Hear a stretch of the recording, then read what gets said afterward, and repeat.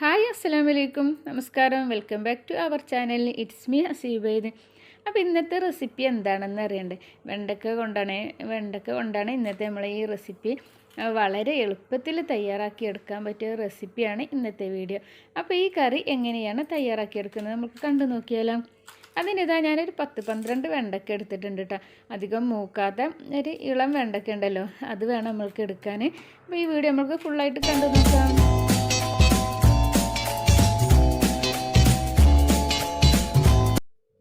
ഇതുപോലെ കുറച്ച് നല്ല വലുതാക്കിയിട്ട് വേണം കട്ട് ചെയ്തെടുക്കാൻ. നമ്മൾ സാമ്പാറിലേക്ക് കട്ട് ചെയ്തെടുക്കൂലേ, അതുപോലെ കുറച്ച് വലുപ്പത്തിൽ വേണം ഇതൊന്ന് കട്ട് ചെയ്തെടുക്കാൻ. ഇത് ഇഡ്ഡലി, ചോറ്, ദോശ, ചപ്പാത്തി എന്തിൻ്റെ കൂടെയും കഴിക്കാൻ പറ്റുന്ന ഒരു കറിയാണ് കേട്ടോ. വളരെ എളുപ്പത്തിൽ തന്നെ നമുക്ക് തയ്യാറാക്കിയെടുക്കാൻ കഴിയും. അപ്പോൾ ഇത് എങ്ങനെ ഉണ്ടാക്കുന്നത് നമുക്കൊന്ന് കണ്ടു നോക്കാം.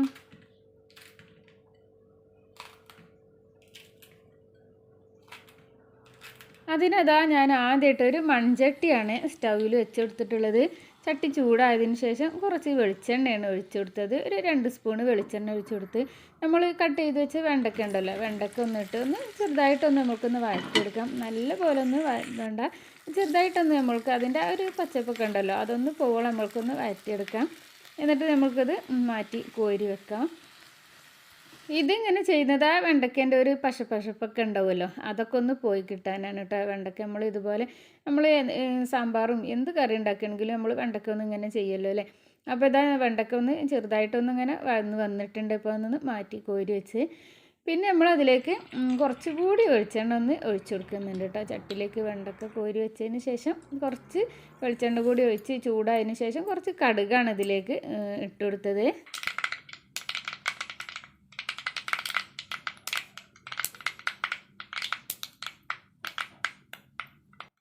കടുക് നന്നായി പൊട്ടി വന്നതിന് ശേഷം കുറച്ച് കറിവേപ്പിലയും ഒരു 3-4 പച്ചമുളകും കൂടി ചേർത്ത് കൊടുത്തിട്ടുണ്ട്.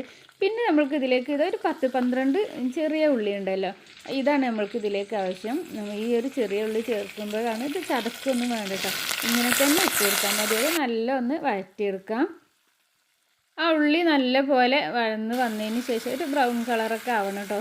ഒരു തക്കാളിയാണ് പേസ്റ്റ് ആക്കിയിട്ട് ജ്യൂസ് അടിച്ചിട്ടാണ് തക്കാളി ചേർത്ത് കൊടുത്തിട്ടുള്ളത്. അപ്പോൾ തക്കാളി അങ്ങനെ ഇത് നല്ലൊരു തിക്കായിട്ടുള്ളൊരു കറിയാണ് കേട്ടോ. അപ്പോൾ തക്കാളി ഇതുപോലെ ജ്യൂസ് അടിച്ചിട്ട് തന്നെ ചേർത്ത് കൊടുക്കാൻ നോക്കുക. പിന്നെ അതിലേക്ക് ആവശ്യമായിട്ടുള്ള മസാലപ്പൊടികൾ 1/4 സ്പൂണ് മല്ലിപ്പൊടി, 1/2 സ്പൂണ് മുളക് പൊടി, 1/4 സ്പൂണ് മഞ്ഞൾപ്പൊടിയാണ് എരിവിന് നമ്മൾക്ക് ആവശ്യമായിട്ട് ഇതിലേക്ക് വേണ്ടത്. പിന്നെ നമ്മളിതിലേക്ക് പച്ചമുളകൊക്കെ ഇട്ട് കൊടുത്തിട്ടുണ്ടല്ലോ, അപ്പോൾ എരിവൊക്കെ ഓരോരുത്തർക്ക് ഓരോരോ പാകത്തിന് ചേർത്ത് കൊടുക്കുക. മല്ലിപ്പൊടി കുറച്ച് 1/4 സ്പൂണ് വേണം കേട്ടോ. പിന്നെ ഇതാ പുളിയാണ്, ഒരു നെല്ലിക്ക വലുപ്പത്തിലുള്ള പുളി വെള്ളത്തിലിട്ട് വെച്ചിട്ടുണ്ടായിരുന്നു. അപ്പോൾ അത് ജ്യൂസാക്കിയിട്ട് അതങ്ങനെ ഒഴിച്ചു കൊടുത്തിട്ടുണ്ട്. പിന്നെ ഇതിലേക്ക് കുറച്ചുകൂടി ഞാൻ പുളിവെള്ളം തന്നെയാണ് ഒഴിച്ചു കൊടുത്തത്. പുളിയൊക്കെ ഓരോരുത്തരുടെ പാകത്തിന് അങ്ങനെ ഇട്ടാൽ മതി കേട്ടോ. അപ്പോൾ ഇത് എനിക്കൊരു നല്ല കറക്റ്റായിട്ട് തന്നെ കിട്ടിയിട്ടുണ്ടായിരുന്നു. ആവശ്യത്തിനുള്ള ഉപ്പ് കൂടി നമുക്ക് ചേർത്ത് കൊടുത്തിട്ട് നല്ല പോലെ ഒന്ന് മിക്സ് ചെയ്യാം. പിന്നെ ഒരു 3/4 കപ്പ് വെള്ളം കൂടി ഞാൻ ചേർത്ത് കൊടുത്തിട്ടുണ്ട്. നല്ല തിക്കായിട്ടുള്ളൊരു ഗ്രേവിയാണ്. ഞാൻ 3/4 കപ്പ് വെള്ളം കൂടി ചേർത്ത് കൊടുത്തിട്ടുണ്ട്. വെള്ളം ചേർക്കുമ്പോൾ ചൂടുവെള്ളം ചേർത്ത് കൊടുത്താൽ മതി. ഇതിങ്ങനെ അത്യാവശ്യം ചൂടായതല്ല, അപ്പോൾ ഇനി പച്ചവെള്ളം ചേർക്കേണ്ട, ചൂടുവെള്ളം ചേർത്ത് കൊടുത്താൽ മതി. പുളി ഞാൻ രണ്ടാമത് പുളിവെള്ളം ഒഴിച്ചത്, പുളി നമ്മൾ ജ്യൂസാക്കിയതിന് ശേഷമുള്ള ബാക്കി പുളിയില്ലേ അതിൻ്റെ ആ പുളിവെള്ളമാണ് കേട്ടോ ഞാൻ പിന്നെ ഒഴിച്ചു കൊടുത്തത്. പിന്നെ ചെറിയ കഷ്ണം ശർക്കര കൂടി ഇട്ട് കൊടുത്തിട്ടുണ്ട്. ഇതൊന്ന് ആ ഒരു പുളി മധുരമൊക്കെ ഒന്ന് ആയി കിട്ടാനാണ്. ഇത് ഇഷ്ടമുണ്ടെങ്കിൽ ശർക്കര ചേർത്താൽ മതി, ഇല്ലെങ്കിൽ ചേർക്കണം എന്നില്ല, നിർബന്ധമില്ല കേട്ടോ ശർക്കര ചേർക്കാൻ. ഇപ്പോൾ ഇതാ നന്നായി തിളച്ച് വന്നിട്ടുണ്ട്. നമ്മൾ ആ ഗ്രേവിയൊക്കെ നല്ല തിക്കായിട്ട് തന്നെയാണ്. അതിലേക്ക് നമ്മൾ വെണ്ടക്ക വറുത്ത് കോരി വെച്ചതുണ്ടല്ലോ അതുകൂടി ആഡ് ചെയ്ത് കൊടുത്തിട്ട് നന്നായിട്ടൊന്ന് മിക്സ് ചെയ്യാം. കൂടുതൽ വേവിക്കാനൊന്നുമില്ല, നമ്മൾ വെണ്ടക്ക ഒന്ന് നല്ലപോലെ ഫ്രൈ ആയതാണല്ലോ. ഇപ്പോൾ ഇതാ നമ്മളെ കറി നല്ലപോലെ തിളച്ച് വന്നിട്ടുണ്ട്. ഇപ്പോൾ ഞാൻ ഫ്ലെയിം ഓഫാക്കിയിട്ടുണ്ട്. ഇനി ഇതിലേക്കൊരു സ്പെഷ്യൽ ഇൻഗ്രീഡിയൻസും കൂടി ചേർക്കാനുണ്ട്. ഇതുകൂടി ചേർക്കുമ്പോഴാണ് നമ്മളെ കറി കൂടുതൽ നല്ല ടേസ്റ്റായി കിട്ടൽ. അപ്പോൾ ഇത് കുറച്ച് അരി, ഉലുവ, വറ്റൽമുളകും കൂടി വറുത്ത് പൊടിച്ചതാണ് കേട്ടോ. അപ്പോൾ ഇത് കൂടി ചേർത്താലാണ് നമ്മൾ കറി നല്ല ടേസ്റ്റായി കിട്ടുള്ളൂ. അപ്പോൾ എല്ലാവരും ഇത് സ്കിപ്പ് ചെയ്യരുതേ, ഇതെന്തായാലും ചേർക്കണം.